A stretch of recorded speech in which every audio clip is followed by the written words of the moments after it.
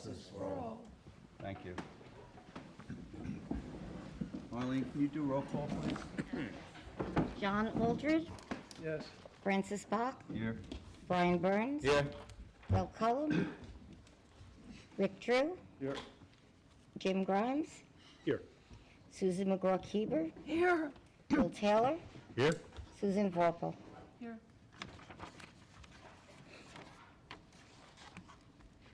All right, we'll begin with public comment. Thank you, John. All right, we'll start with Vincent Priori.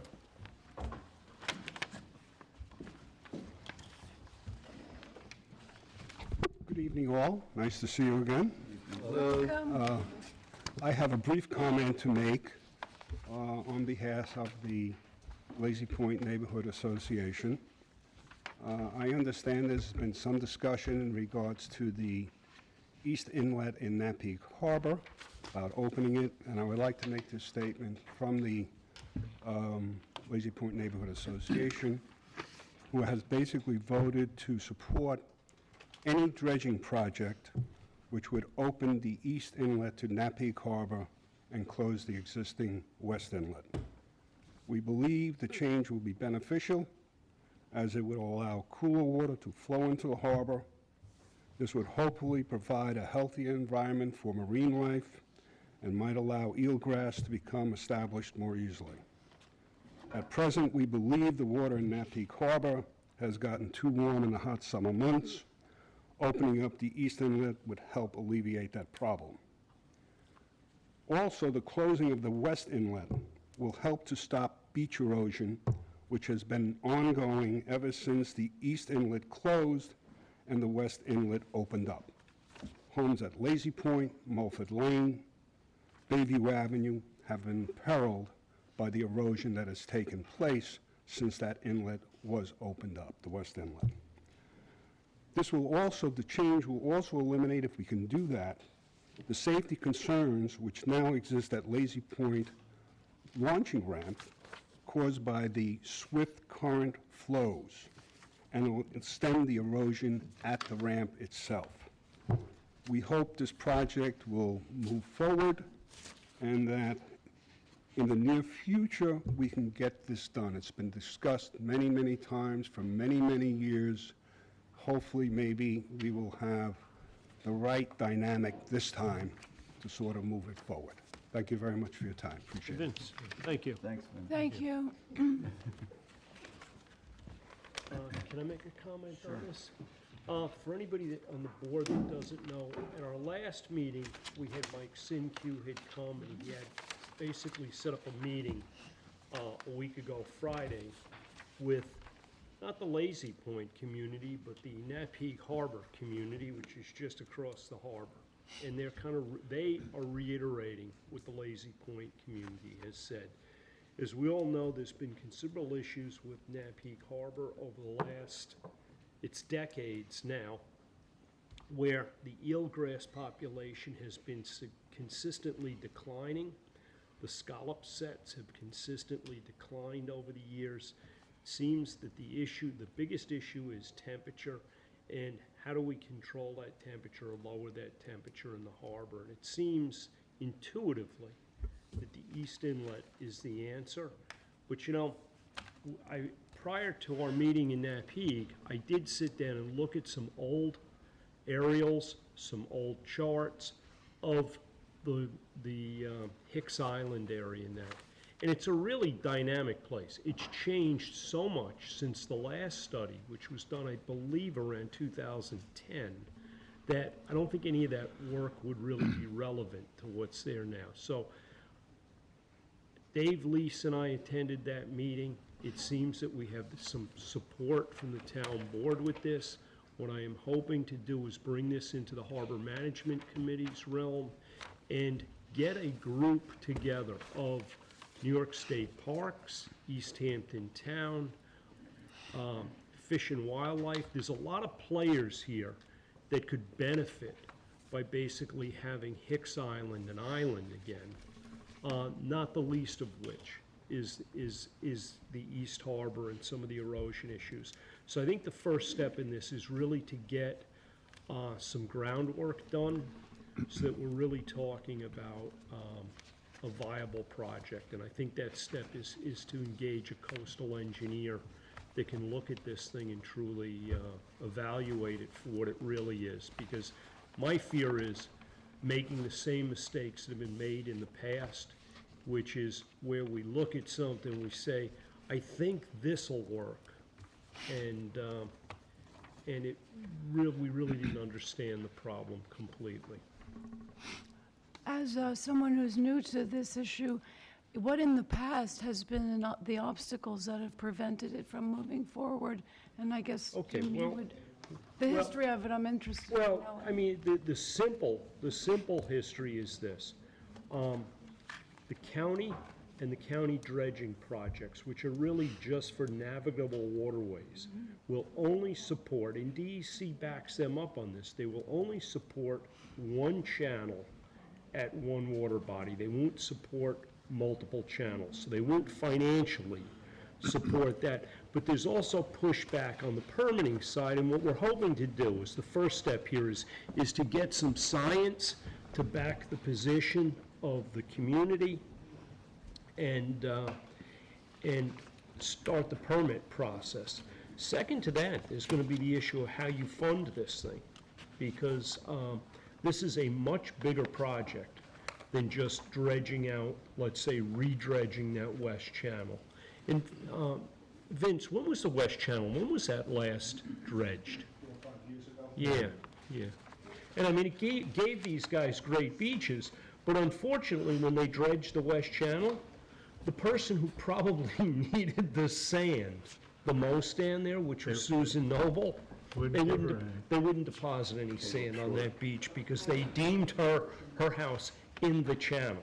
So we have to do something that's fair to the environment, fair to the community, and most importantly, to get the health of Napeague Harbor. Because the interesting thing with Napeague Harbor, you can't look at this like some of the other water bodies, like Accabonac, and say, hey, the culprit here is septic systems, the culprit here is the development around the harbor. Proportionally, there's very little development around Napeague Harbor. It's pretty minimally developed. And other than the higher water temperatures, the water quality in Napeague Harbor is the best in East Hampton. My oysters are there. Yeah, No, it's the best water quality in town. yeah, but we have the issue of temperature. With higher temperatures is lower oxygen level. So with higher temperatures, it's kind of like growing your lawn in the summertime. In the summer, your lawn wants to shut down. Well, that eelgrass wants to shut down when you reach those higher temperatures. You know, and Jim, we also have talked about the water exchange issue over the sandbars past the ramp. Exactly. Which are impeding Yeah. good exchange. You know, when you look at an aerial, it's not a simple, like, cut a little channel thing, because unfortunately, the last attempts at opening the East Channel, this board did open the East Channel, I think in 2010 or so. They did it 3 or 4 times that way. But what happened is, it was, when you looked at it from an aerial, it was a really lame approach, because there was so much sand on either side of the cut. It's not a hydraulic excavator project. So it sounds as though this was not a natural Or a mechanical place to excavator. cut the channel. It was the natural channel. Was. It was a natural Originally? channel for years. It was For the many years, deepest there was, channel. there were 2 It channels was the biggest channel there. But then one ends Yes. up getting closing in up. childhood. Would you like to get up and speak? I think you do. I'm not sure, but I think nature opened up, I can't keep east from west, the west one. And because of that, the east one gradually closed Right. because there has to be a dominant Yeah. And channel. that's always going to be the case. And I, And then it was dredged out. yeah, and when you say that the West Channel should be closed, personally, I'm not going to really agree with because I think with the goal here for the shorebirds, and that is to try and keep Hicks Island an island, okay, so that we can get back to turns, the gulls and the other stuff that nested there and still nest there.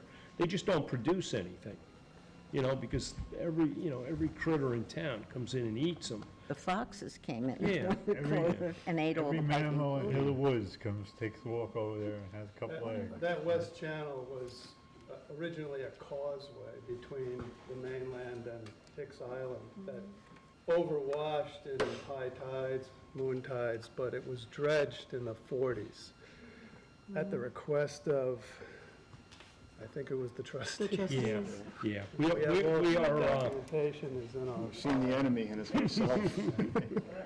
George? May I get my 2 cents in here? Sure. Could you just identify yourself when you, I'm George Yeldy from Lazy Point. My family has been in Lazy Point, including myself, since 1946. I was 7 years old, and as I grow older, we used Napeague Harbor was our playground. Where the West Inlet is now was a marsh, and that marsh was just paved with fiddler crabs. The launching ramp, we used to get snappers off the launching ramp. There was a dock there at one time. Skunk's Hole, where the East Inlet was a very deep hole where in the spring you can get flounder, and in the summertime, any boats that needed a safe harbor would come in the deep channel on the east side and anchor up there. The problem was that some of the boats didn't use their sanitary systems properly. So the town took and they posted signs at the entrance of the inlet prohibiting any overnight anchoring. The harbor was alive with marine life. Scallops, oysters, clams you couldn't believe. They never had seed clams in there. The clams were natural. And you needed clams, you went in the harbor, on the flats. If they dredge the East Inlet, which closed up naturally, some remedy was trying to be done by land with excavators, which did not work because they couldn't get out past into the bay where it was building up. If they want to dredge the East Inlet, to make that launching ramp usable, they're going to have to dredge a channel to the inlet. From the launching ramp to the inlet, that's all filled in. It's well, very... they're also gonna have to connect that whatever they dredge to Napeague Harbor as a whole, because it's shoaling across, like literally right across that whole thing. There's an island right off Hicks Island in the harbor. That was never there. Yeah. That's all from the wash that came in from the East Inlet when it filled in. Now, we didn't have a problem that when they opened that inlet, I believe it was 1966 when they dredged the West Inlet to make an inlet out of it. So we had 2 inlets. Now, that worked for a while, but slowly, the East Inlet closed up naturally. Like I said, there were small maintenance jobs done. The problem was somebody in this town did not keep up on the permits. And the inlet was not allowed to be dredged anymore because the permit expired. Well, I remember in 1988, there was a proposal to dredge both inlets, and there was opposition to dredging the East Inlet because of those boats coming in and anchoring. So the outcome of that was that only the West Inlet got dredged. And they killed the harbor. Well, it's not dead, it's just challenged. It's sick. That, once they close up the inlet, well, it's been proven that when a harbor has 2 inlets, only one will become dominant, and that would cause the other one to close. Unfortunate, the West Inlet became dominant and the East Inlet closed. It wasn't the opposite. But when I was younger, I used to go duck hunting out on Hicks Island. I used to drive out there, right from Lazy Point, right where the West Inlet is now. Drive right out to the end of Hicks Island, set up a blind and go duck hunting. Can't do that anymore. You can't even go in for the other side, because they have it blocked off where the inlet was. We've been trying to get this done for many, many years. We see what's happening. I've been there, like I said, 73 years, and I've seen the erosion. The houses down on Bayview and Milford, they were never in jeopardy as they are now. The inlet changed the whole dynamics of the tides. We have sandbars building up way offshore that were never there. I don't know. I don't think I'll see it in my lifetime, but I do hope that this goes through. And that I think it'll go through. It's just going to, George, it's going to take some time. This isn't something that we're don't going to take too long. I don't have that long. I don't know, you look pretty spry. All right. All right, thank you. Thanks, George. All right, let's move on to Sarah Davison.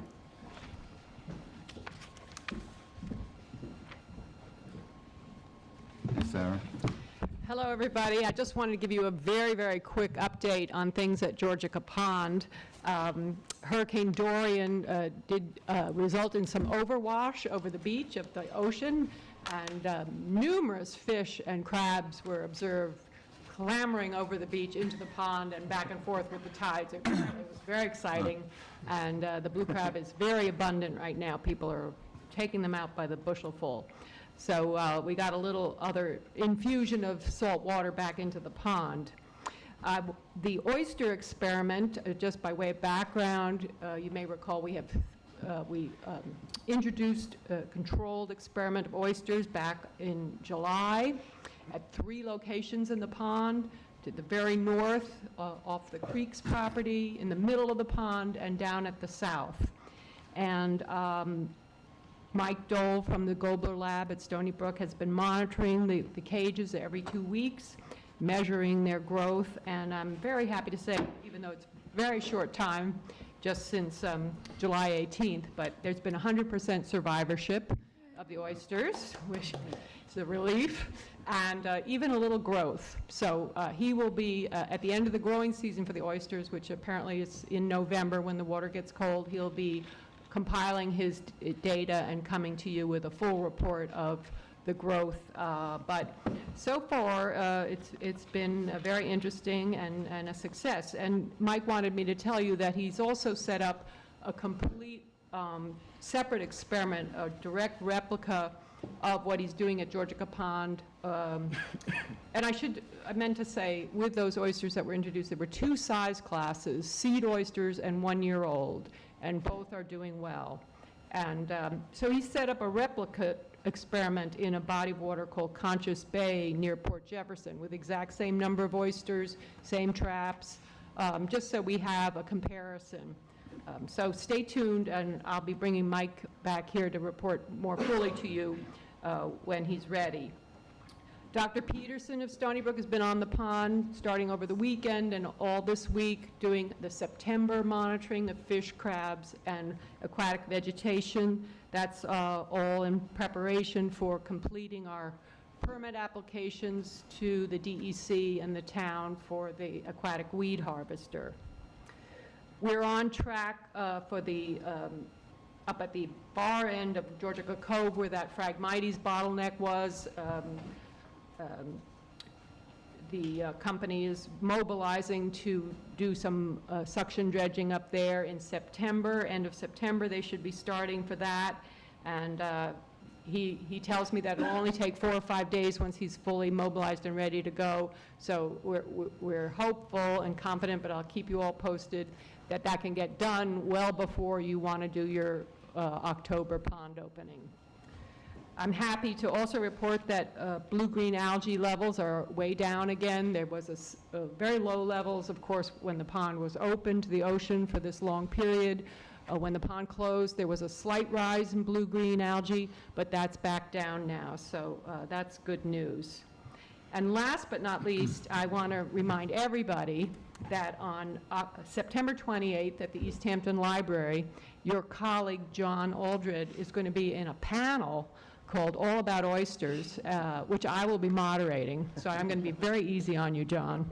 But joining John will be Barley Dunn, our own shellfish hatchery director, and also Pete Malinowski, who's the executive director of the Billion Oyster Project. He started as an oyster farmer on Fisher's Island and now is heading this huge project to introduce oysters into New York Harbor. So it's going to be fascinating. And I brought some extra brochures on it. There'll be free Montauk beer and oysters on the half shell following the panel. So I'm sure most of you will come. I signed up already. Okay, great. 2 of us, and Wilkers. Do you drink beer? Please, I don't drink beer. You want me to bring some to you? No, I think I may be there. Yeah, it'll be good. I'm looking forward to it. Looks really good. And we anticipate the number of children this time next year to be more prevalent as a result of the oysters and beer. Thank you. Thank you. Yeah. Just a little joke. Well, we'll be addressing that in the panel. Thank you. For a minute, I thought I was going overboard. You? I know. Okay, is there anybody else who wishes to address the board? Susan, if you want to come up now, we can do you early. That helps. That's nice. Yeah.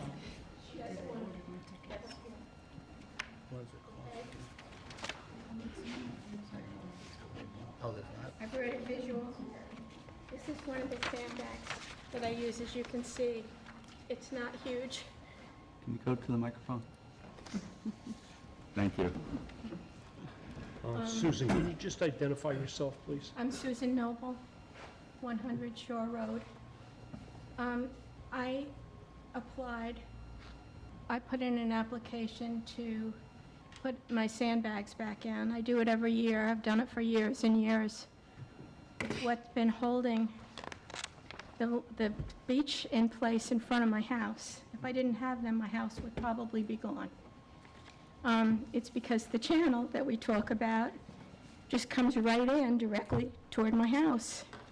And so I put a permit in, and it was here just at the last minute for your last meeting. But nobody really had a chance to go look at the situation. And then when I heard that there might be a storm, I got a little panicky.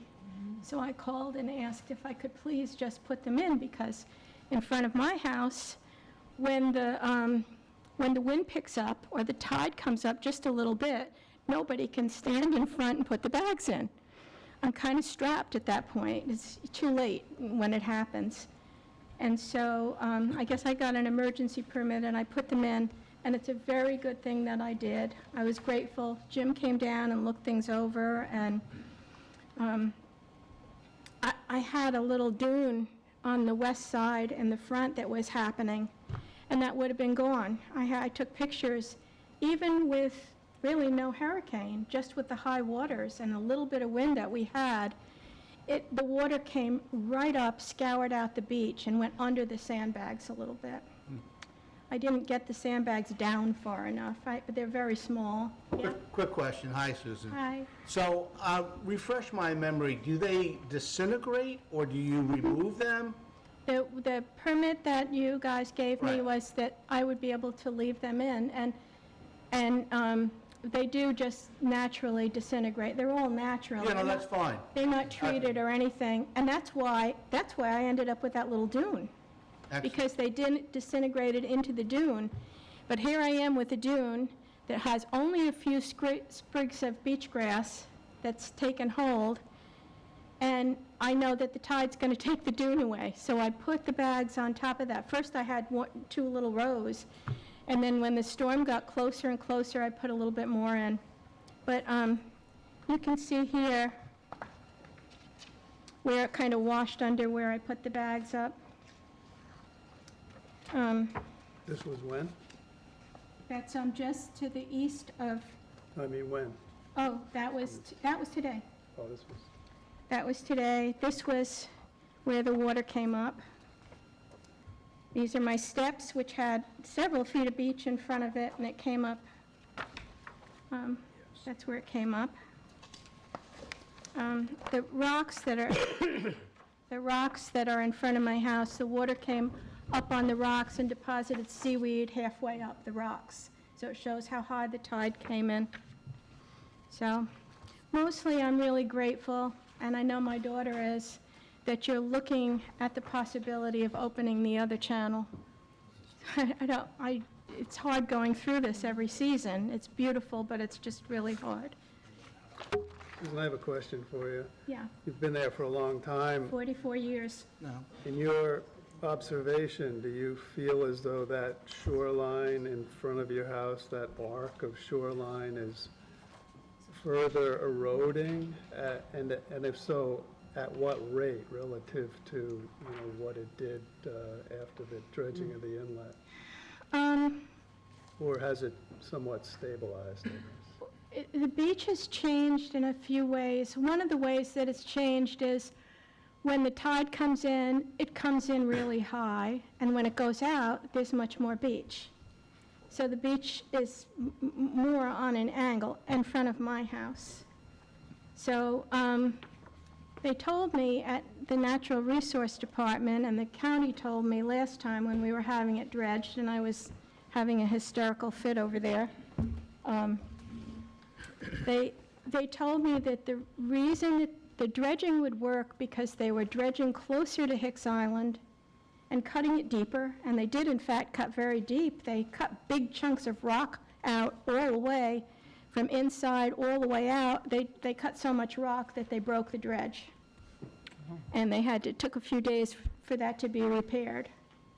I mean, that's hard bottom. I mean, that can't help anybody to take out that. It's been there for all those years.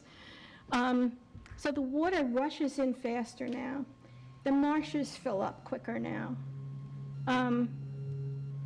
It's just made a difference in the harbor. Things just fill up quick, and then they empty, but they empty far. So it's a different thing going on down there. My house is in as much danger as it ever was. And if you come down and walk along the beach, you'll think, oh, there's a lot of beach in front of the house. Till the tide comes up. That's at low tide, and that's if there's no wind. When there is, it comes way up on the rocks. So, Well, Susan, your permit was just winding up. You have an application in tonight, and maybe while you're still up here, we can address that. And, Yeah, we've issued this numerous times. in the yeah, past. I'd like to make a motion that we approve a permit for this. But if you could, we discussed this, if you could adjust your application just a little bit to add some sand fencing on that west side that we looked at, where you I think had a we little... put that in there, didn't we? Did you put it in? Brian has one in there, and you did too. To add what? To add a little bit of sand fencing. There is a bit of a dune that we saw that's growing a little bit there. If you could capture a little bit more sand, it may give you a little bit more buffer over time. And I think what you're really looking at is about one length of snow fence that you're going to get in there. I'd be happy to try anything. Okay. And the other thing that we talked about was maybe that you'd start plugging in some beach grass into your deteriorating sandbags, because they will help hold. If that's okay for me to do It's that. just fine. It's fine, right? Yeah. It's good with me. Yeah, I don't see the All same right, that's thing. wonderful. I will definitely do that. I was told a couple of boards ago that I couldn't do that. So, Some of the regulations were that way, we needed two separate permits. I think we're trying to get back to just having one permit because it's a good idea to do them both together. I'd be very happy to do that. Okay, so if we could, when I'll we vote on second your this, motion. Yeah. if we could vote on this for the sandbags and the sand fencing, we can change the wording on your application, and get this done in one shot. And may I leave the bags in through the whole season so I that, think so, Jim. They're just gonna... I don't have a problem with Yeah. that. I used to put them in and take them out, No, put No, 'em no, in and take I them think, out. I It's think $1,000 a pop. honestly, Susan, my suggestion to you is that upper level of sandbags that you have there, that's starting to break down, that's very brittle, that you could take an awl or, a dibble and poke holes in and plant some beach grass in. The beach grass will grow really well in that. Okay. And it's not gonna hurt, the holding capacity there. And as you add sandbags, you can overlay on top of that beach grass you've already planted. The beach grass is gonna grow right up through it. Once the root systems are established, it picks its own spot. We've left the poison ivy growing out of That's there. right. We've I left like that, everything too. growing That's out of really there. good. I mean, everybody gets poison ivy down at my house, but we're doing that so that it'll hold a little bit better. Yeah. But I am very grateful that you're letting me do this. I'm grateful that this is a board that I don't have to argue with and beg with, that you're kind to me, and I really, really, really Our appreciate pleasure. that. Yeah. So Okay, so we have a motion, we have a But I second. don't see the fence No, on the... It's Fence not, is not. it's Okay. not. We can amend that. We're gonna amend it. All right. On the other fence ones that we did on Hedges Bank Road, you actually just said in your motion, I will only approve it with the fence and with Okay, that other this, end. Arlene, this is a You're little welcome. different circumstance because the toe of that rock revetment that you have there is really only exposed at low tide. It's not gonna be a place that you can put a sand fence. You can start on that west side. Hopefully, you may get enough accumulation of sand over the winter that starts to build across past your walkway. And then who knows, a year from now, you could be coming back and saying, hey, I want to push that sand fencing a little farther to the east. Could I put it on the other side of my property, on the other side of the rocks, to the east of it, where the water washes through the property on that side as well? You can, just, the only thing I would be concerned with is I don't want you to do anything over there that, at high water, stops somebody from walking through, that's They all. can't get through anyway. But Okay, yes, good. I'll do it real tight into the dune there, All so right. it won't be a problem. I would just recommend, Susan, that you maybe get together with Jim and go over like the best way to actually Yeah, I That'd be install great. the I can fence. come down and put some flags in the ground or something That for you. would- We went over that on the west side. That would be wonderful. Okay, so we have a motion, we have a second. All in Yep. favor? Aye. Aye. Thank you very, very much. You're welcome. You're welcome, Susan. And thank you for considering working on the East Channel. That would be just an amazing thing. Yeah, that will help you too. Yeah. When I bought my house, I had about 100 feet of beach in front of my house. And it all went down. It was just rolling beach grass all the way down to the water. I mean, that was a long time ago, but it's sad watching it go every year. Thank you. Okay, have a good night. All right, let's move on to new business. Accabonac Creek, we have an application from Sasha Dickoff, owner of 335 Kings Point Road, Suffolk County Tax Map Number 300-24-1-4 for bluff restoration and other items. We are going to meet on Wednesday, Susan Vorpal and myself and Bill Taylor at 3 p.m. To meet and walk the property. So until we have had a better understanding of the application and see what it is, I think we'll table this for now. Okay. All right. Good night, everyone. Thank you for coming. Night. You're going to go home and watch us? Oh, good. More comfortable there. All right. Get your PJs Good night. on first. Thank you very much for coming. The Mets are playing, you might want to watch them. I don't know, they haven't been playing well. I know. Last couple of games. All right, If the Giants are playing, you might want to watch those. does anybody else have new business that's not on here? Against the Bears that night. No? 35. All right, move on to old business, Little Northwest Creek. Yeah, Jim and I had a nice meeting with members of 3 communities on the east side of Sag Harbor Village that are very concerned about the health of the creek and the meandering of the creek mouth, which has cut one of the neighborhood beaches pretty much right in half and is causing similar erosion to what Susan is facing down at Lazy Point. So we had a really great turnout. There was probably 50 people or so At least. on the beach. We met with the new Sag Harbor Village Mayor, Kathleen. We had Fred Thiel there. We had Bridget Fleming there. It was quite a robust turnout. Really a lot of interest in seeing this water body get improved. And we have a follow-up meeting scheduled for later this month, and they're forming a neighborhood committee, so to speak, and we're looking to get together and define some next steps for this project. Jim, do you care to add anything on that? No, I think, this is one of those things that it actually meshes into our last meeting when we hired Steve Bonner and Rick Whalen, because one of the big questions is, do we truly own Little Northwest Creek? And if so, do we own the beach as well? And if we don't, who exactly does? The residents there made it clear that they feel that is a private beach, and it may very well be the case. But you know what? It's a nice first step here in trying to improve this water body, and hopefully, again, come up with some kind of a partnership between the community and some of the other agencies to get things done in a more expeditious way. Do you think we could get Rick and Steve to prioritize this? We've talked about You that. have? yeah. Sure. If the board would like to do that, I can reach out tomorrow and make that request. Yeah, that should be where they Might- start Might the get whole things moving process. quicker. Sure. Did those residents, by any chance, say what evidence they have for owning that beach? No, and you We know haven't what, really at this, gotten into and it, at John, this, at that at point. this point in the discussion, I think really we want to focus first on first steps on the problem and knowing the ownership of Little Northwest. Yeah, the creek itself, because both sides are surrounded by state property. Yeah, Right. I think Rick's original catalog of properties shows the creek being most likely trustee bottomland. Mhm. I think there are also some maps out there that do reference the trustees Mhm.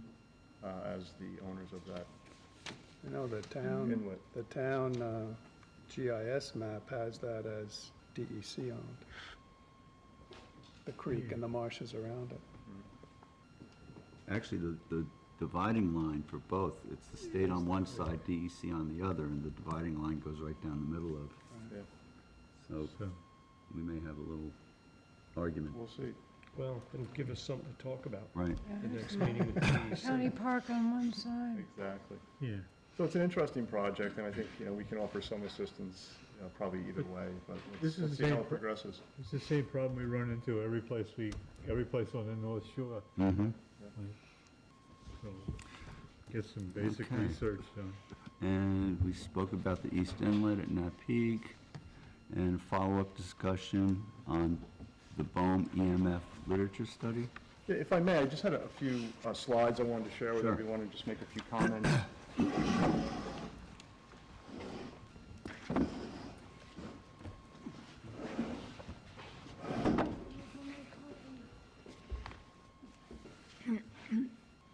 Sound like the Godfather. I think it was 2 meetings ago, John presented on the BOEM EMF literature study, and I want to thank John for applying for this project to BOEM. It's a really important topic within the framework of offshore wind energy, and it's actually a really well-done literature study. It's like a very advanced book report, but it didn't get into a few areas that I think are really important, which dealt with kind of the food chain, a lot of the base of the food pyramid, species of fish like Atlantic herring that breed there, longfin squid are in that area as well. And the document also goes into how the cables operate, and when they're buried to proper depth, they are actually pretty well shielded from, impacting fish, like a mature striped bass, say 30 pounds, or a 15-pound bluefish, or a 50-pound tuna, probably aren't going to even know about these EMFs in kind of open bottom where, the cables are buried to appropriate depth. The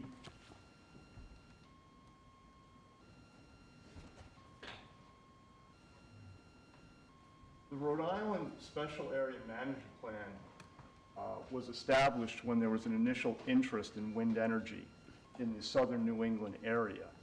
And there was a rather in-depth study by the University of Rhode Island, and some local scientists and fishermen kind of collaborated, and they looked at a 1,500 square mile region that includes some pretty amazing fishing areas. You have the Southwest Ledge, you have the North Reef, you have the Southeast Light, and you have the Cox's Ledge area. And out of the entire 1,500 square mile region, what is the most environmentally sensitive, most environmentally valuable area in this whole region? Chris? Cox's Ledge? Cox's Ledge. So it is the environmental epicenter of this region for, reproduction, spawning, habitat, forage, nursery.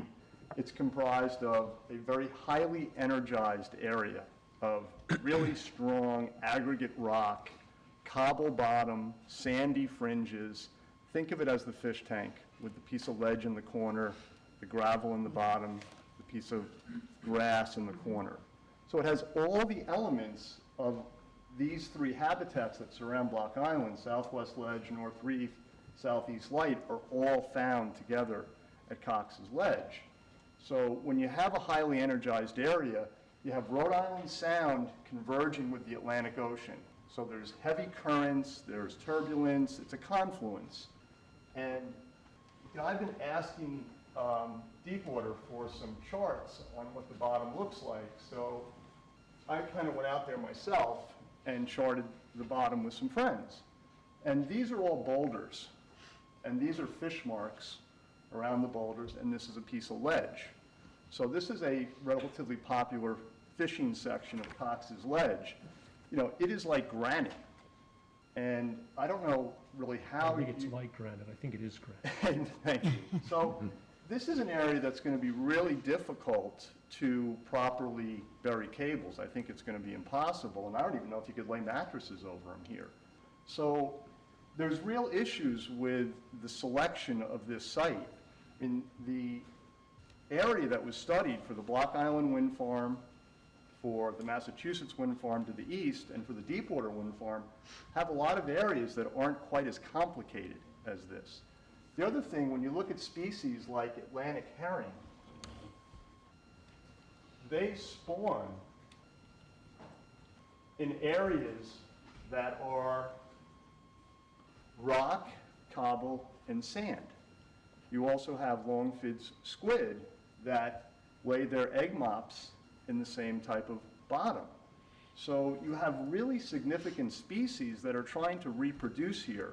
And these are also extremely volatile species. They're called boom and bust species. So one year you'll produce hundreds of millions of herring, and then they won't reproduce for a couple of years. So if you knock out that one class year of fish, you can have kind of long-standing impacts on the species. And around Cox's, there's little fringes of sand that surround these boulder areas. And that habitat is really important for juvenile fish to kind of evade predation and kind of survive. That's the only areas that you would really be able to bury the cables. And those smaller fish, I think if I read the document correctly, may be more susceptible because they are kind of on the bottom and they're much smaller body mass. So, there are concerns that certain species that are really key food chain species, economic species, could be affected by this EMF process. The other thing that goes on there, I mentioned it's highly energized. There are sections where you get not wind-blown sand, but current-blown sand, and there's literally mounds of sand in some areas 40 to 60 feet high on the bottom, and other areas are completely scoured. So it's just... And that's dynamic, that moves. It moves. So, if you're trying to, jet plow the cable in, you probably will get it jet plowed over these really important segments of sand between that heavy granite area, but you may very well find that it's exposed periodically, and I don't know how you're going to monitor that. So I think there's good bottom to do a project like this out there. I don't know why Cox's was ever considered. When I look at all the pieces, and I'd be happy to share all these documents, it's just a place where, not only do I think you run the risk of EMF impacts on breeding, reproduction, juvenile fish, and, base of the food chain pyramid fish, it just seems like, the construction phase... There's a logistic problem. There's a logistic problem, and I've asked for the applicant to provide some type of bottom charts of where they're planning to site, and the last document I think we got back at a committee level was that they were thinking of trying to reconfigure Cox's Ledge rather than micro-site. So I don't even know what that means, but, it seemed to raise the concern of our special counsel. So, What does the Rhode Island Special Management Plan say about this?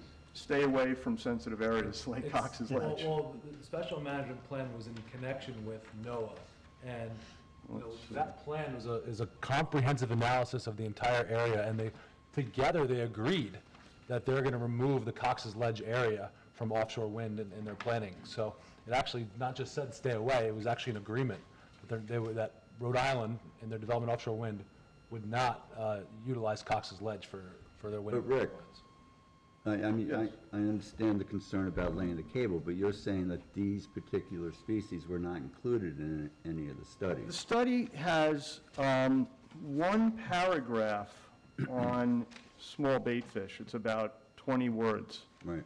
I've got so many notes here, if I can find it, I'll read it, but there was a real absence of any discussion on butterfish, menhaden, squid, herring, sand eels, any of the main forage fish that I think we're all familiar with. But that's information we should ask for, so we should Yeah, request and it. I was wondering if John might want to partner with me to maybe come up with some kind of, recommendation document or feedback document on some of this stuff, just so that the great document they made, which is a really great start, could be added to, because one of the other recommendations is these studies and research shouldn't be a static document. It should be like a living and breathing, ongoing process of research and monitoring.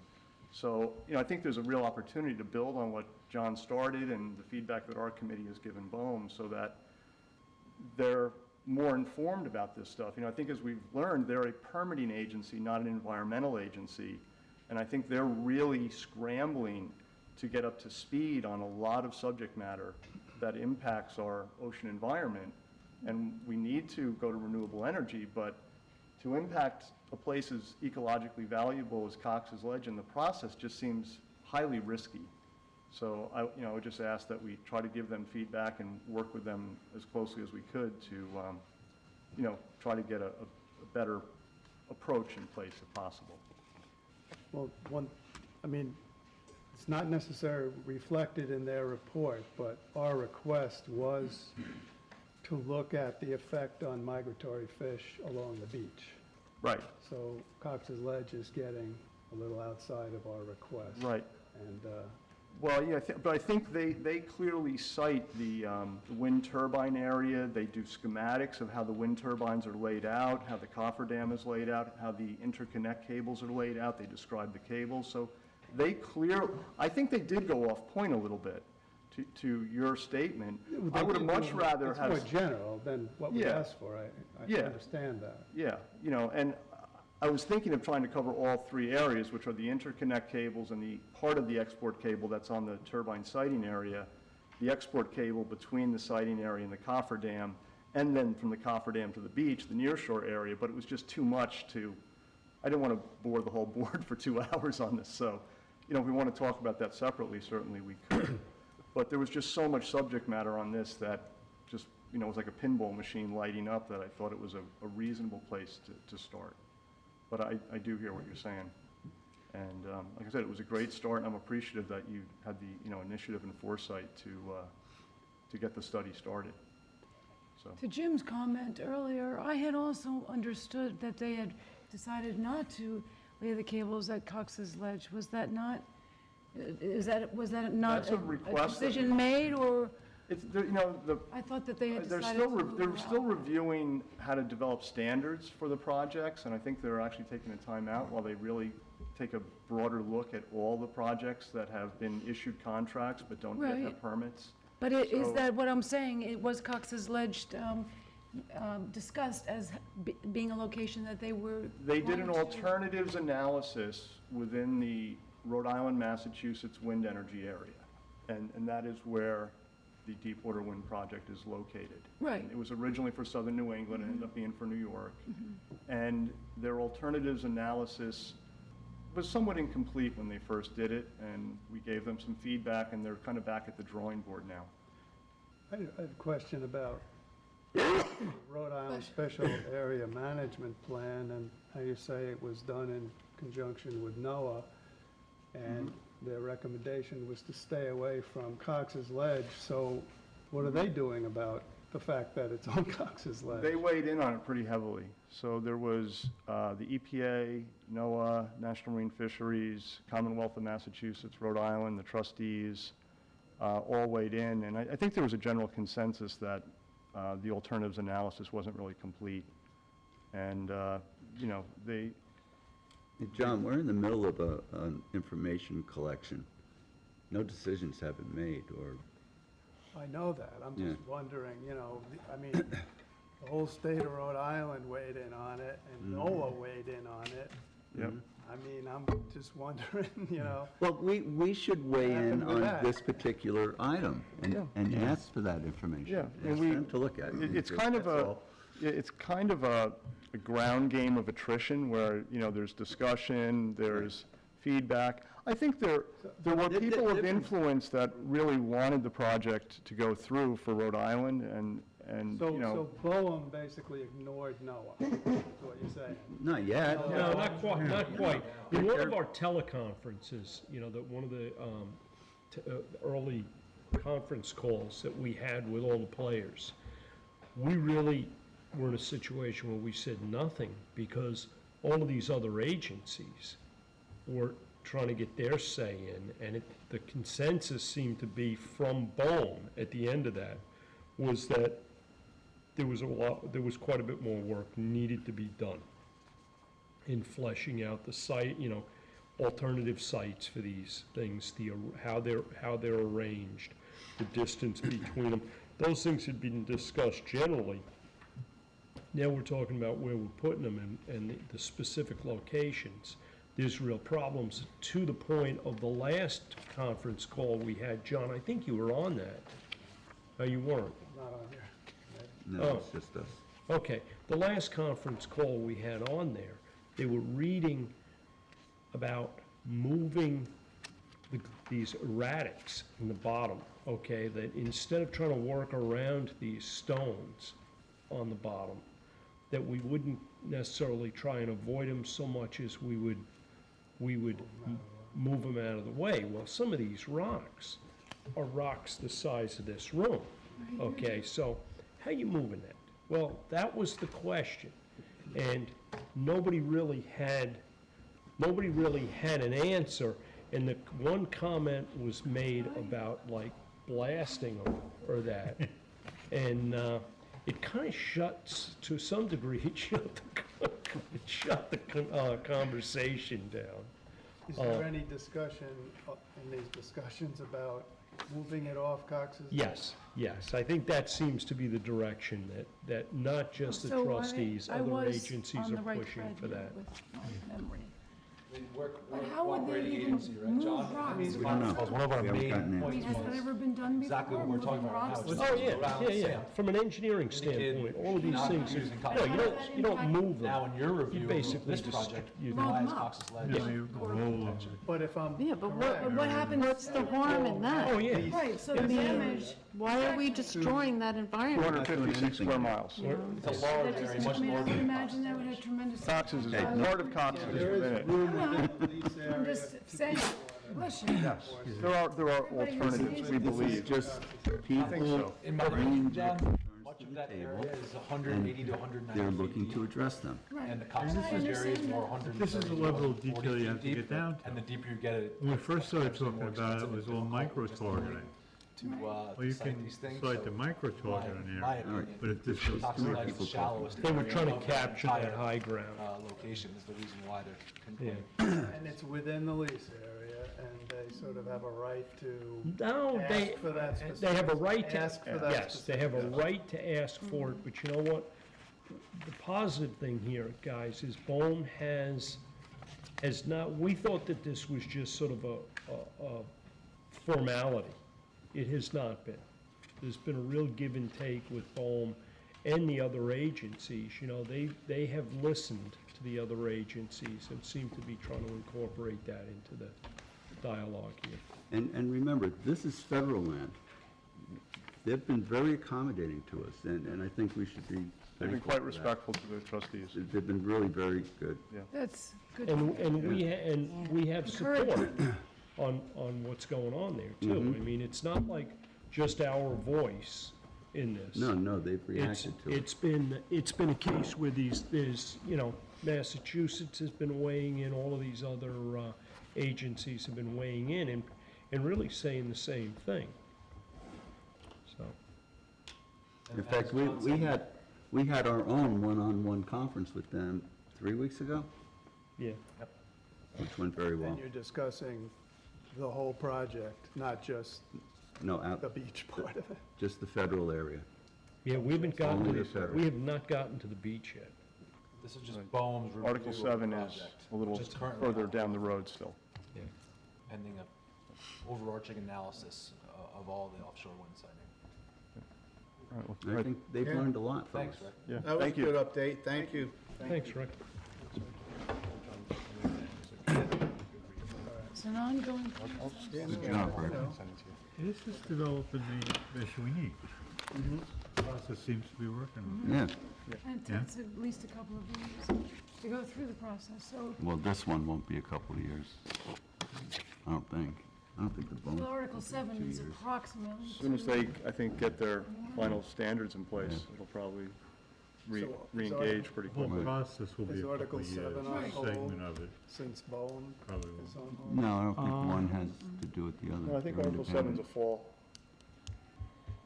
comment period. It'll start, I think, in sometime in October, I thought. Yeah, that's my understanding. Yeah, Article 7 is not on hold right now. This is just Boehm's review of siting in federal waters is on hold. Yeah, And Article they're 7 is just independent slow by bodies. nature. All right.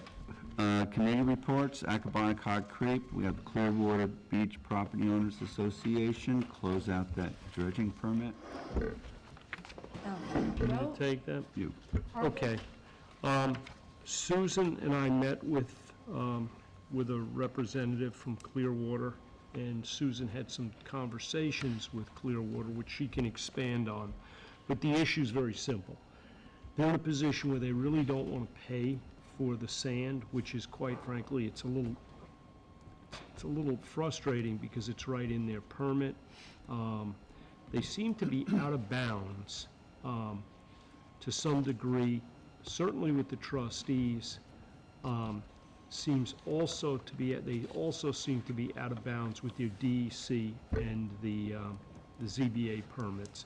So we are going to basically send them a bill for the sand that they allegedly have taken and see if we can't get this to some resolution. I would recommend to the board to not make any moves on the present applications for renewal of these permits until this 2018 thing has been settled.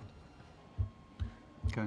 What did they say about the fact that it's in the permit, but they don't want to do it? This is the dilemma here, is you're dealing with a representative of the organization, and you're not dealing with you're not dealing with their committee per se. I think we're gonna get to that. Clearly, at some point, they need to dredge. Right now, they've not lived up to the conditions of that permit. One, we haven't been paid for the sand, which is probably the smaller part of the issue. The bigger part of the issue is part of the permit is those spoils have got to be spread in the literal drift. That's the way the permit's described. They're not. They're being stockpiled on Clearwater's property at this point, and are just sitting there. So is the idea that they pay for the material and then we use the money to do the spreading? Yeah, No. I suppose they No, will. here's the deal. The sand's gonna find its way back onto the beach. Now, they can hire somebody to deposit that sand on trustee beaches at no cost, other than they'll have to pay for the loading, the transportation, and the spreading. And we're waiting to work that out. We saw him yesterday, actually, at the Accabonac Protection Committee gathering. Yeah, I and, was speaking to a couple of them that's right, also. yeah. And so the thought is, as Jim is saying, when we met with him, he, I subsequently spoke to him, and I mentioned this in the last meeting, 2 weeks ago, that he said it's our sand and we can do what we want with it. Who is him? James Cafaro. Thank you. He is the Yeah. lead person on this. So Jim and Rick, But Harbor that's, Management. yeah, you- but that's not, that's not how the permit's written. No, I We understand. do, Okay.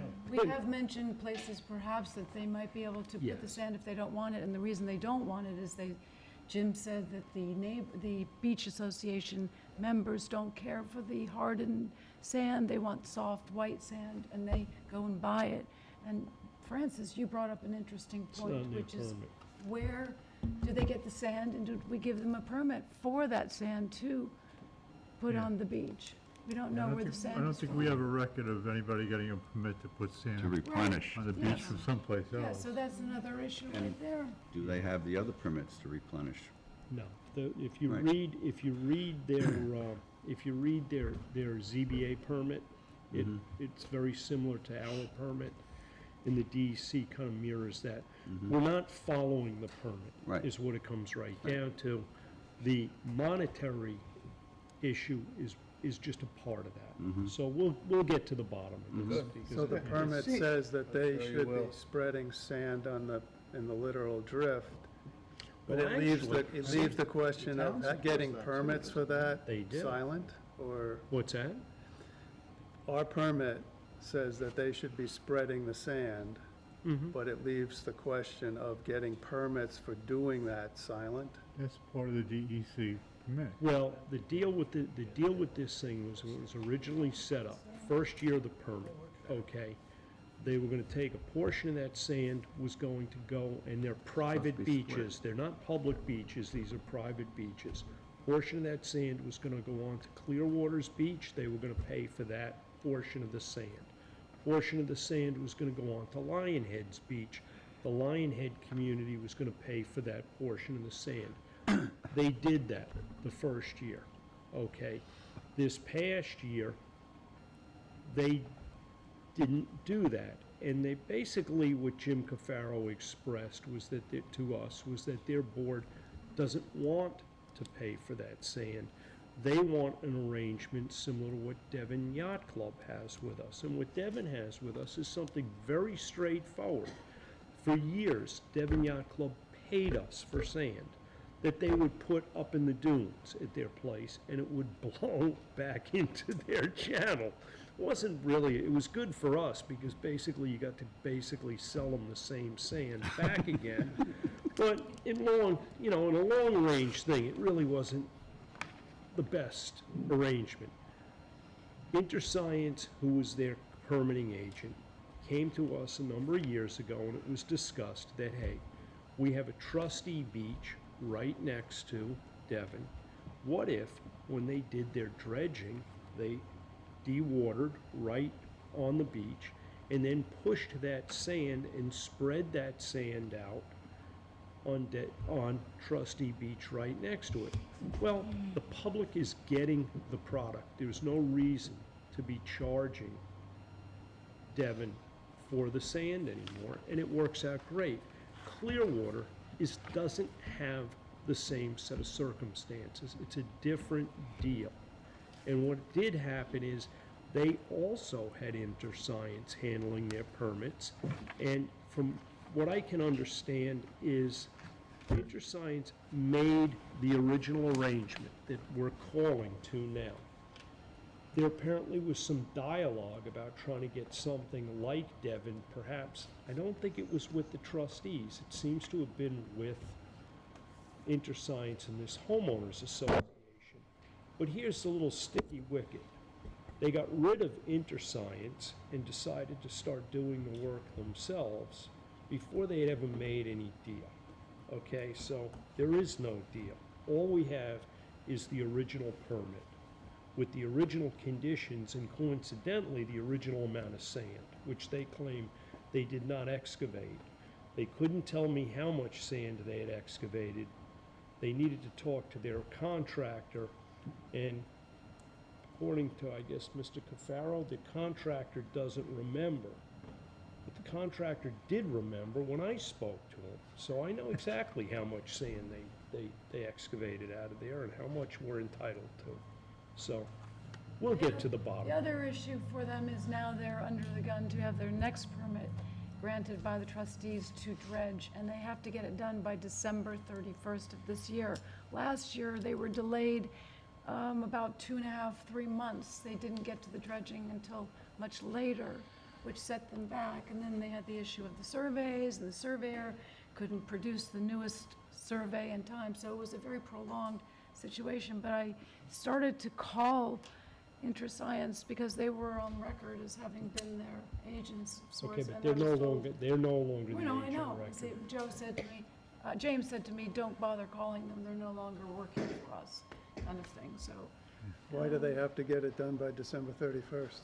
According to their permit, the DEC permit is DEC's required. changing, they're changing the times they want the thing, Flounder the windows. flounder window, the dredging. We're gonna run into it. There's with an the culvert. incentive for all of us to sit down and work this out. I'm confident this will be settled in a short period of time. Just for my And by the way, information. John, Harbor Management's taking this over, so Great. you're actually part of that. Giving you the ball, John. I'm part of it. Part of it. There you go. Just a question on the Devon thing. Did Devon get the permits to spread the sand? Absolutely. Yeah. See, that was the thing. Devin Easy. actually crossed the i's, crossed the t's, dotted the i's. We don't have the same situation with the Clearwater community. All right. All right, move on to education. Update on proposed county legislation banning the intentional release of balloons. Oh, speaking of balloons, all right.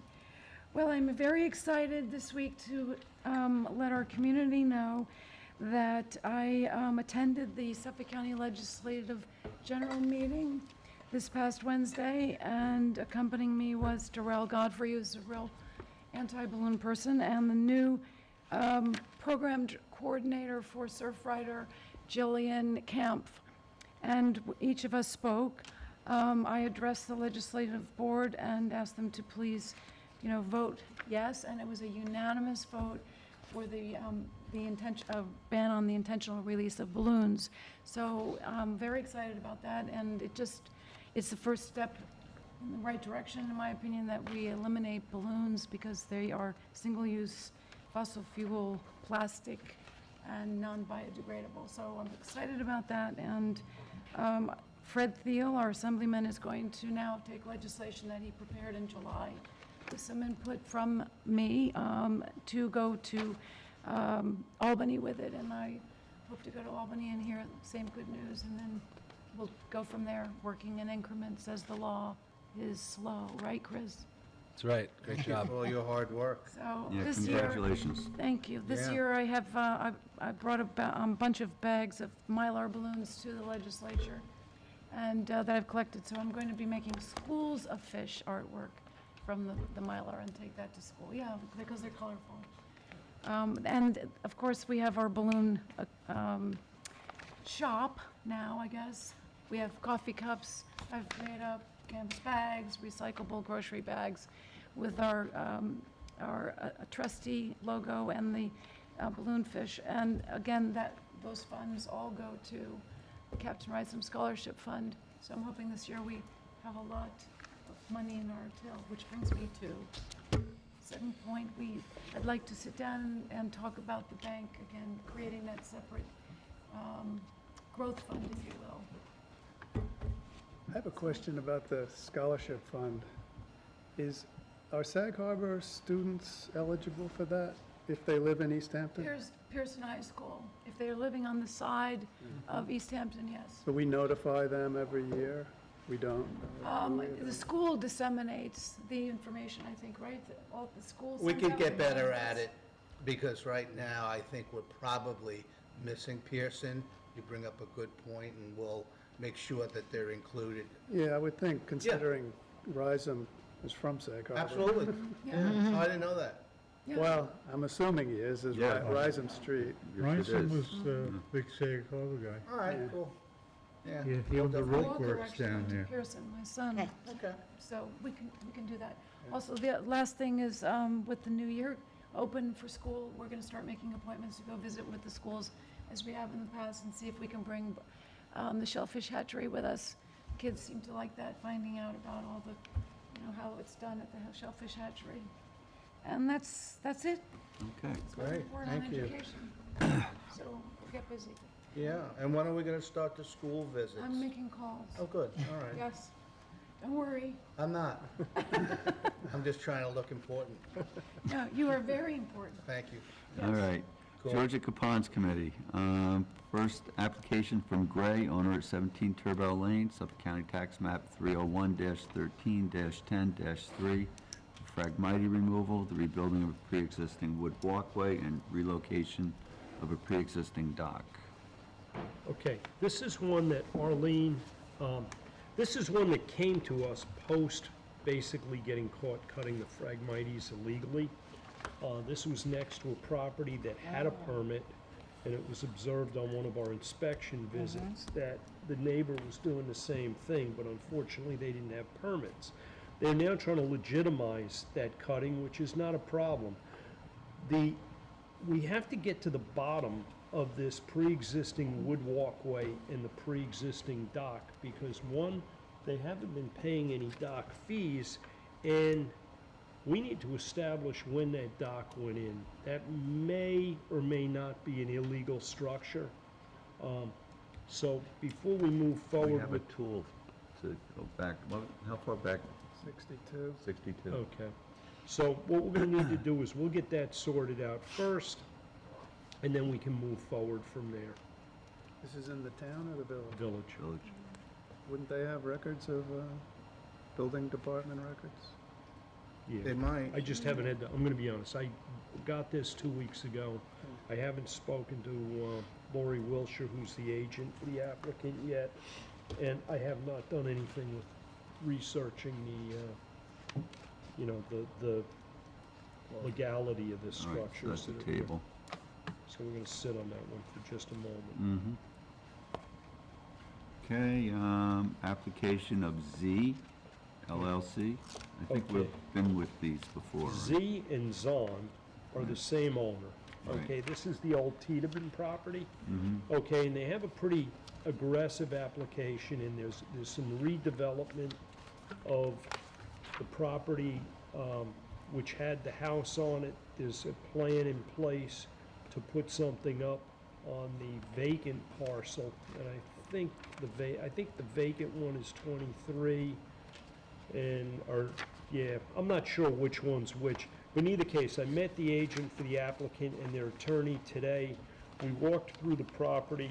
Their initial proposal, right now is for a hand cutting and hand excavation of Phragmites. It's a pretty long shoreline over there. Along that shoreline, there is also what used to be a coastal freshwater pond that is so overgrown with Phragmites that I don't think the pond actually exists anymore. I think it's more of like a bog. My suggestion to them today was to perhaps, because of the easy access they have and the fact that there is almost a total absence of native vegetation along this shoreline except for one area, is to possibly consider mechanical excavation as an alternative to hand cutting and hand excavation. And the only reason I suggested that is you have Phragmites, you have mile a minute, you have Jimson weed, you've got a bunch of junk here, and you have a property that's heavily under construction right now. And there's really very little collateral impact in terms of if you did an excavation.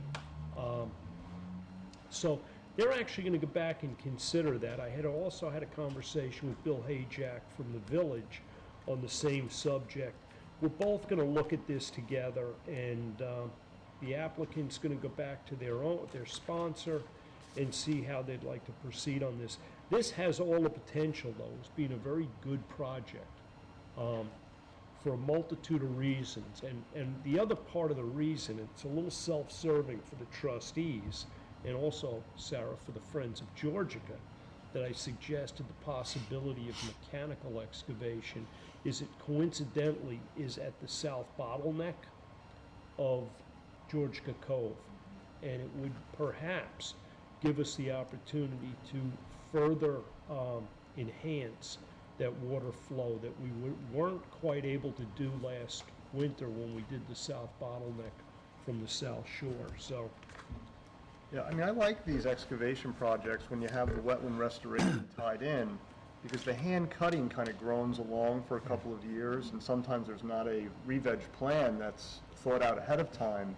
And some of the projects that have had the excavation have come out really nice. Well, the thing that you have with excavation that you don't have with the cutting, you do excavation, you do the clean backfill, and you move right to the restoration and planting. Okay, so you get, from the start, you get a completed project that all you're doing from that point on is monitoring for reintroduction of the Phragmites and removal. When you're doing a cutting project, you can't really realistically even propose the planting component for at least 3 years, okay? And the trouble that we're running into with a lot of these cutting projects is the applicant's discipline at cutting the Phragmites. What's happening is they're doing this like an annual event, like they're cutting the cornfield. They go in there, they cut the Phragmites, they pick up all the tops, they haul them away. They complain to the contractor that it's costing too darn much money to do this, and they're having trouble getting to that next step, which is if you keep cutting it, there's fewer stems, there's less stuff to haul away, and ultimately you're cutting at a level that there is nothing to haul away. But getting people to that step, to that stage, it's been a little bit of a struggle with a couple of applications along there.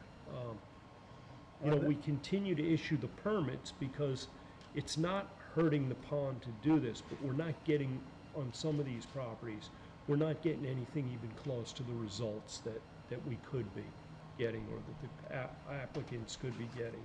So you have a project here that, if financially the applicant is interested, they can produce a product that's really a good demonstration to some of the other properties. Now, last year we had 2 excavation projects that occurred on Georgica.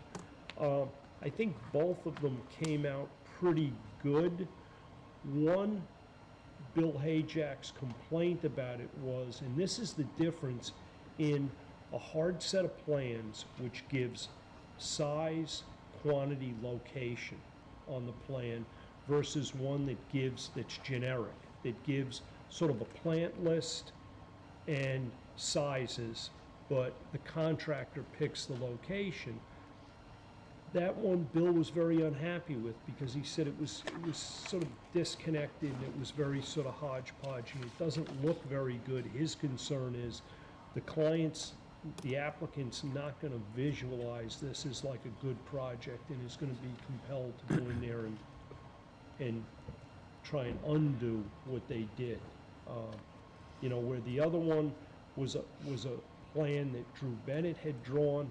It was neat, it was tidy, it was concise, and consequently, it's got a shoreline that the hydrology's organized, the plant material is arranged as per where it would be normally found in the ecosystem, and it looks pretty good.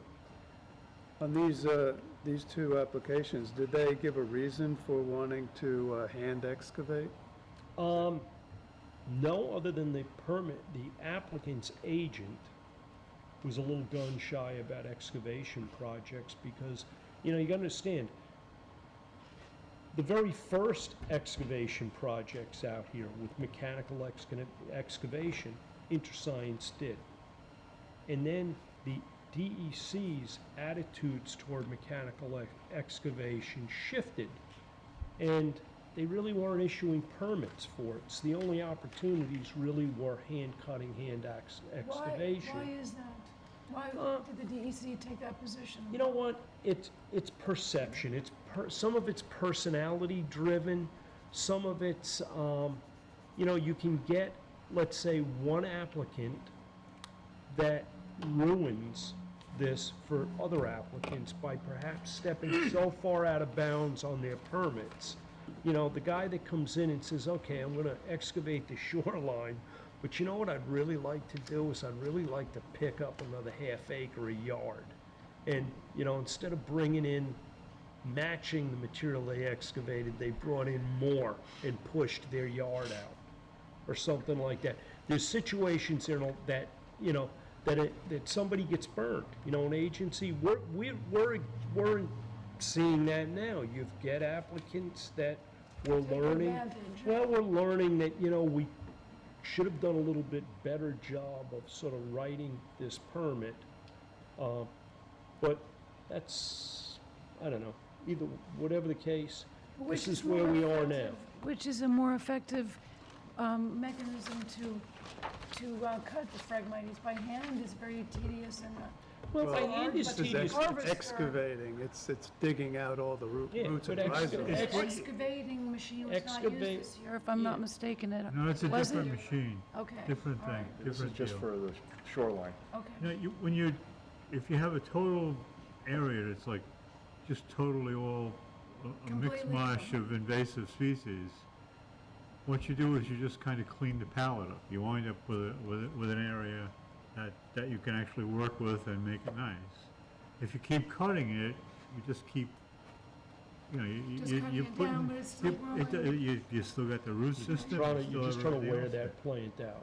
Excavation, looks like corn stubble. mechanical excavation is by far the most expensive approach. And it can't be employed on a lot of properties because you may not have access to your shoreline on your property. You may not have room on your property to dewater that spoil material. And, I would think that And you mechanical may- excavation would be more effective, you know. Oh, yeah. Next to hand excavation. I'm sure it seems like hand excavation, you'd miss a lot, Oh, sure. Miss most of it. unless you yeah. spent Yeah. a whole year there. Yeah, and No, it's- no, you miss a lot. It's a long-term thing, and the fact is, it really comes down to a lot of times, do you have first off, do you have the access? Do you have the access to get to the pond? Do you have the access for staging? Do you have, the biggest thing is the money.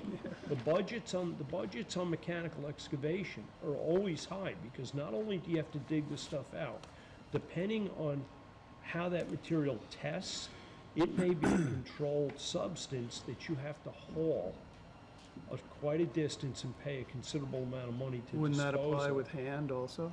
No, because hand, you're really not taking any soil. You're basically, it's like pulling weeds, shaking the dirt Just off pulling the roots and the rhizomes. and bringing it out, you know, bringing the stuff out. One of the tough things that's with hand excavation too, and this comes down to contractor and, you know, their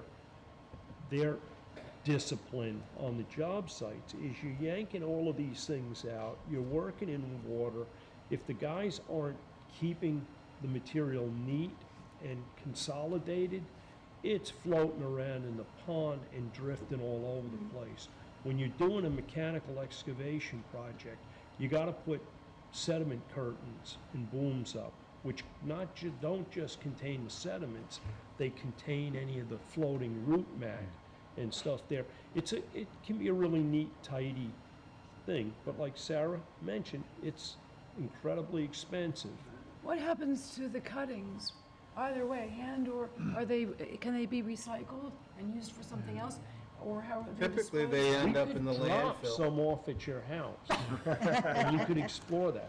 You know what happens, Susan? You get a little chunk of Phragmites root like this, it'll grow a whole set of plants. They bring it to the dump, they try and That's it, Yeah. just goes to the garbage, it can't be Compost it. reused for anything. Right, well, when you cut, the area of cutting looks like a corn stubble field. Right. And it ultimately weakens where you can really almost rake it out with a metal rake after a Yeah. couple, 3 years. But then But it's a you need that long-term management process. plan for restoration. But what is cut, taken away is just put in the trash. And Well, burned No, it's up? compost. Composted. yeah. Okay. You know. Okay, so I could have a real, like a hut, Caribbean hut look, okay, all right. All right, request from Skylight East LLC, owner of 94 Acapog. To close that out, you know what? There's some upland issues with that project. The shoreline planting, I think, is sound. They do have some fencing. If anybody goes over there, they have some fencing in the water right now on that when I met with the contractor over there, I actually was made the suggestion to keep that fencing in place for a while. Because what's gonna happen is, I don't know what the deal is. There are so many geese that have stayed on Georgica Pond this year and haven't left. My concern was that if you took the fencing down, you'd lose all your plantings before next spring. So my suggestion on this one is to allow the applicant to leave the fencing in until either the ice takes it out over the winter or remove it the end of next March. Otherwise, I'm afraid the geese are gonna just wreck it. So Jim, this is like a snow fencing that creates a barrier, a wildlife barrier, Keeps it- protecting the yeah, vegetation? Yeah, what they did on Weil, we did snow fence. On this one there, they put stakes and they've got strings between them. Now, should we be looking to maybe establish some standards for how Yes. a wildlife fence should be done? So I think- You can, there's various approaches on them, and you would use sometimes different approaches for different sort of site conditions. You know, just in terms of material, duration of presence, around Yeah. the plantings, so just thought it might be something as we Are continue the there- journey.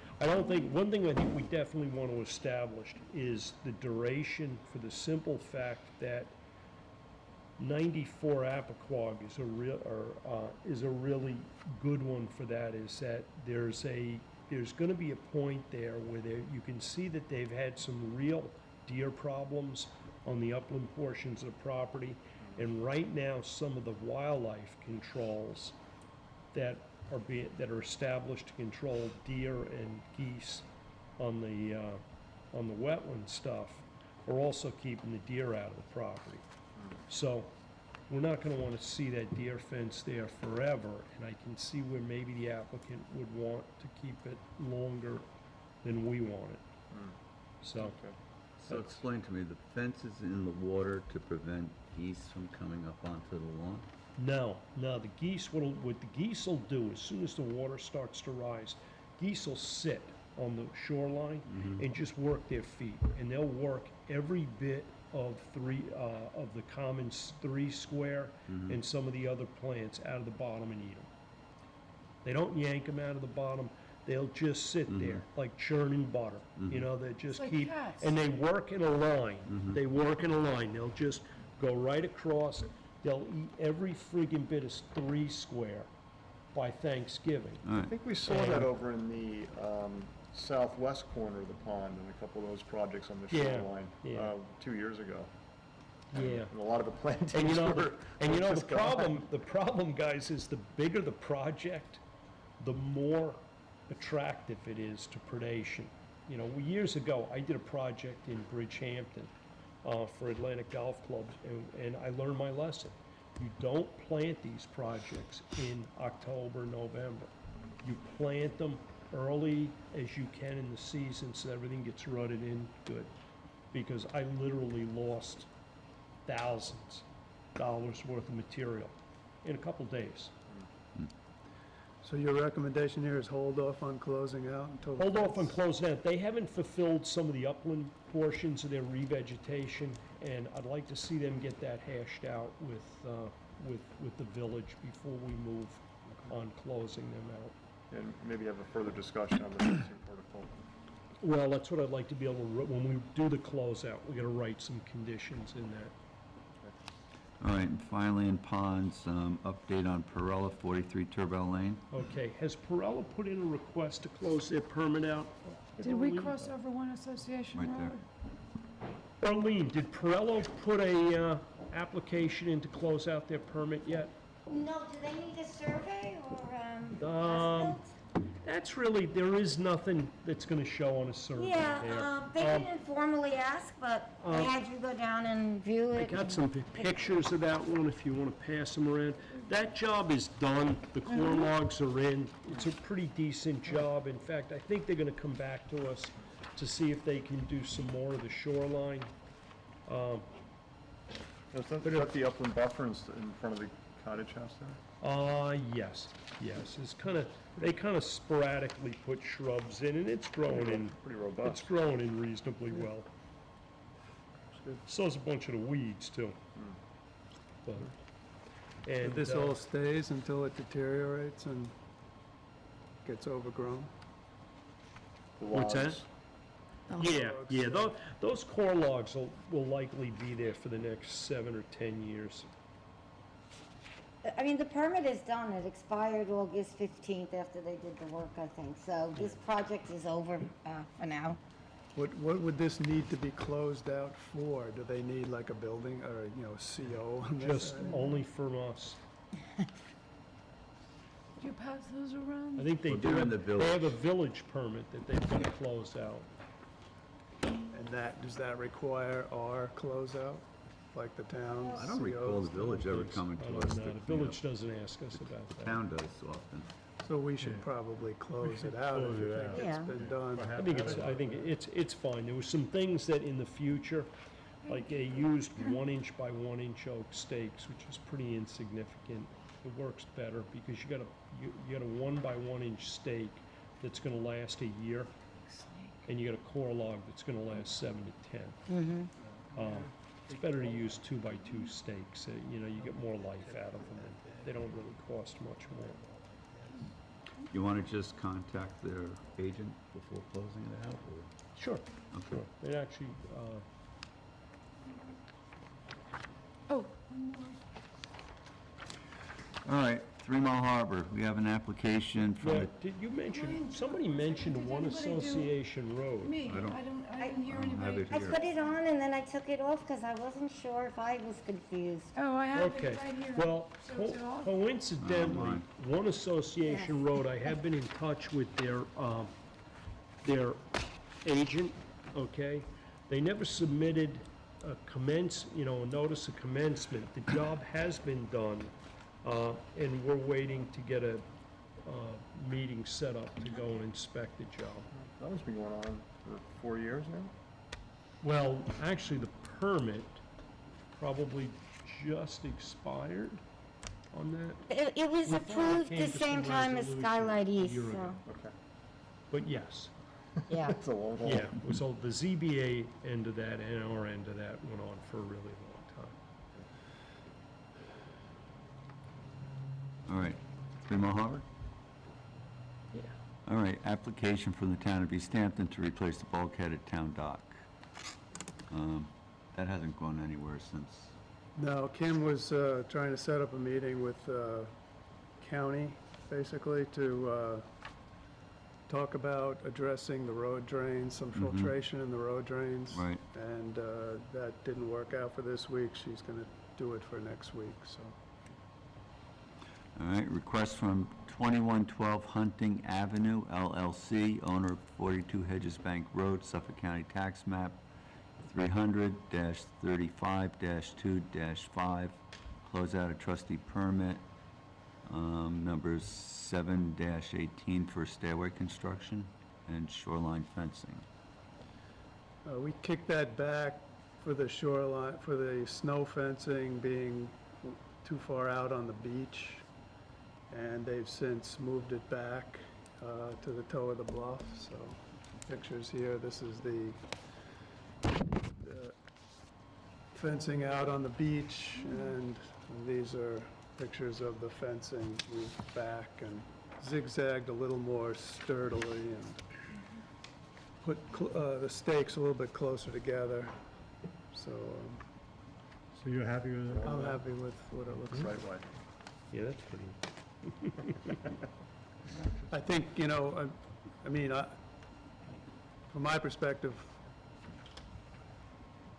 where I'm involved, I'd like to, write into the permits a little more specificity about how to install snow fencing, so we don't get just any method that the contractor decides is the quickest, easiest way to do and We charge. still haven't heard back from the town on that, right?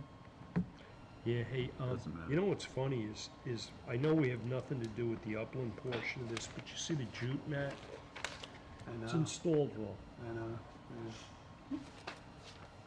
It goes straight up and down, the slope. You don't do it quite. I think that's been there for a while, actually. Yeah, But yeah, that wasn't that's- part of this job. No, but it's, It's too bad, because when you use that material and it's used properly, it actually is a pretty good. Steps look nice. Did you wet So the I'll make- steps down before you took the pictures and look better? Do you want to make a motion? I'll make a motion that we close out this permit. I will second it. All in favor? Aye. All right. Anybody else want?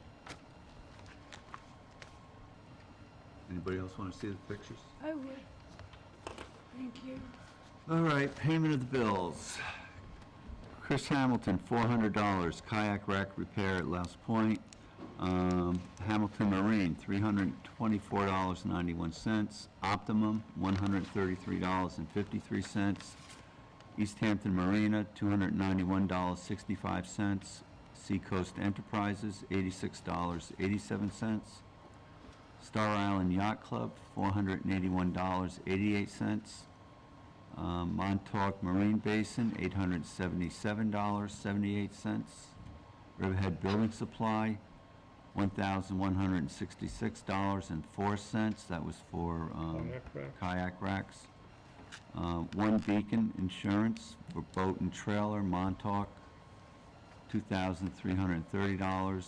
Then we have the boat and trailer, 3 Mile Harbor, $4,330, and supplemental insurance on both, $3,375. What's the difference on the insurances between? I don't know. 3 Mile Harbor? I just saw that, noticed that. Is that, And we have extra liability insurance due to the work that we're doing. They seem just a little high for a basic, boat Boat and policy. trailer? Yeah, I'm assuming so. Might be due to. Well, we have our- definitely have liability. environmental. What's the supplemental? Do you know what that is? I could send around the policy. Do we know what the supplemental covers? Yeah, the supplemental is the second one, $1 million or $3 million? But what does it cover? I just believe anything that's not a Probably extra dollar amount possibly. liability over and above the normal policy. We should take a look at them. Might be good to read the policy. Hey, Montauk Marine and Star Island Yacht Club, what are those bills for? Just regular maintenance stuff, Maybe fuel too. yeah. Does that mean that the operators go anywhere? I mean, do we have an arrangement with any one place for maintenance and fuel and? In Montauk, we had some issues, and we normally go to Star Island. They couldn't accommodate us, so we went across to the other side. What's it called now? Or what was it called? Gone fishing? Gone fishing. The old gun fishing, yeah. I think in Sportsman Montauk Anglers Club Marine is now? just Yeah. gas. Montauk Anglers. Yeah. Montauk Anglers. Would it make any sense to sort of put something like this out to bid? I mean, I kind of like spreading the work around, to be honest Well, with you. part of the problem is not everybody works on the type engines we have. They're They get sometimes Yamaha specific to dealers, the Merc. brands. Anglers does Yamaha. Yeah, That's important. but I think they were doing work on the pump. Okay. We had some Yeah. pump issues. We had a pump issue that went to the Montauk Anglers. Right. I would make a motion that we pay the bills, and also if anybody wants to look into the insurance issues, would be recommended. Yeah, we should do a review. Our insurance expired September 1st, so I don't know if we want to be without insurance. We have, No, maybe we want to look in, Oh, we can approve it, it's but I Armand just and think Gay, I mean. we we've should just had- do our homework going forward. Absolutely. all right. All right, do I have a motion? I have Yeah. a motion, second. All in favor? Aye. Minutes, August 26th? I looked at them, I thought they were fine, signed off on them. Anybody else have comment? I haven't had a chance to look at them, we just, Do you want to table them, or sure, do we want to approve them? table. I looked at them, but I think they did come in fairly recently, so Okay. on table them. Financial report for the months ended July 31st and August 31st. I looked at the one for the 31st that appears to be in order. But which 31st? Oh, I'm sorry, July. Yep. And then I'd ask that we wait till our next meeting to approve or not approve the August. Do I have a second? Second. All in favor? Aye. And finally, we have a letter from Ellen Burke regarding Fresh Pond Beach to Little and Big Alberts Beach, that, about trucks on the beach and the dangerous situation there. Yeah, but the trucks are on the beach in the truck area. Yeah, Right. they've been here forever, Well, too. I think it was passed out to the rest of you. Yes. Yeah, I think it was distributed. Yeah, I saw it. Yeah. I think the request was to prohibit an area at the end of the run, right down there by the jetty, just assign that to pedestrians. Because people bring their kids from Fresh Pond over there, and she felt it was dangerous trucks.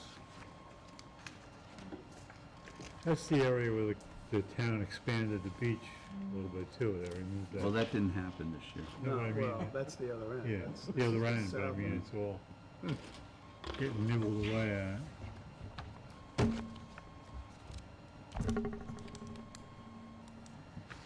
Do you want to continue the discussion, or do you want to, So someone from the committee respond to her or meet her down there? I've been responding back and forth with Mrs. Burke Oh, okay.